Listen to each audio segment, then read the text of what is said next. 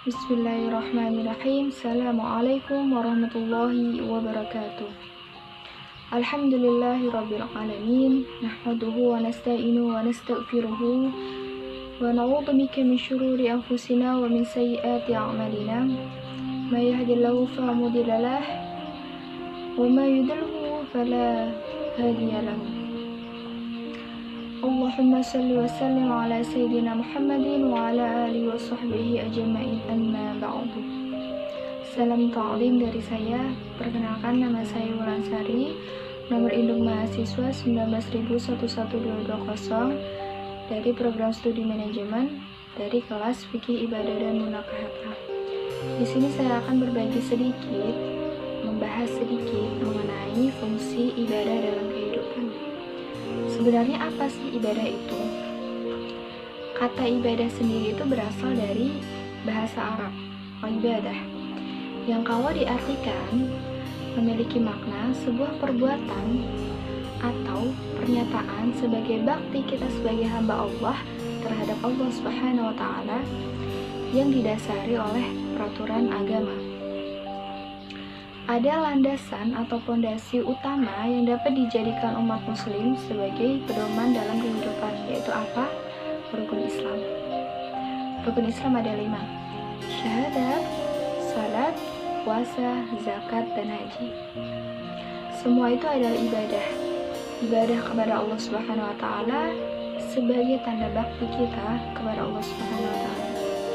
Selain ibadah mahdah, ada juga ibadah ghairu mahdah, ada ibadah yang berhubungan dengan sesama manusia atau yang biasa disebut dengan ritual sosial atau amal saleh. Ibadah ini antara dua paradigma ini, ibadah mahdah dan ibadah ghairu mahdah, ini harus berjalan beriringan, tidak boleh berat sebelah. Di sini saya akan membahas sedikit mengenai fungsi tadi, yaitu fungsi ibadah dalam kehidupan. Ada 3 poin penting yang akan saya sampaikan. Yang pertama, ketika kita melaksanakan ibadah sholat. Ketika kita melaksanakan ibadah sholat itu dapat menghilangkan gangguan jiwa yang dialami oleh manusia yang diakibatkan oleh tekanan emosional, yang diakibatkan oleh pikiran-pikiran yang semrawut, yang tidak bisa terpecahkan.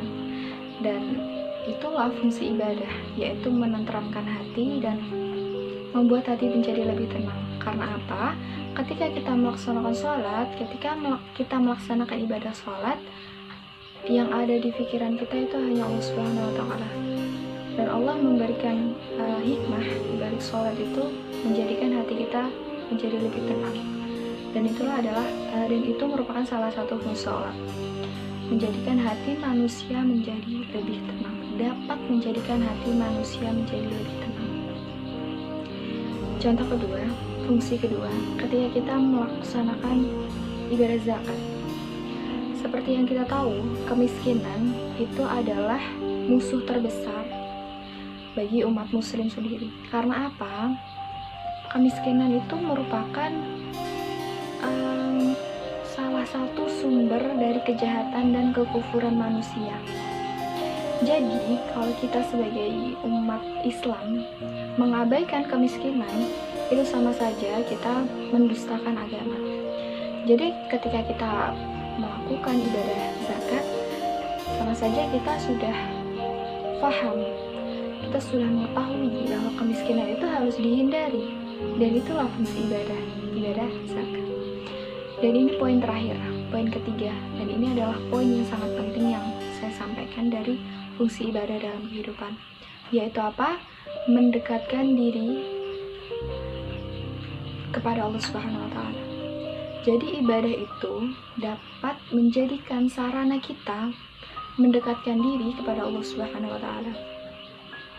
Pada hakikatnya Allah itu dekat dengan kita, tapi kadang sebagian dari kita itu merasa bahwa Allah itu nggak dekat sama kita itu nggak dekat sama Allah. Jadi dengan adanya ibadah ini, dengan kita melakukan ibadah itu sama saja menjadikan diri kita itu lebih dekat dengan Allah. Ketika kita lebih banyak melakukan ibadah, kita akan lebih sering dekat dengan Allah. Saya menganalogikan hal ini ketika pada zaman Rasulullah, ketika Rasulullah hijrah dari Mekah ke Madinah, yaitu di umur ke-53 tahun.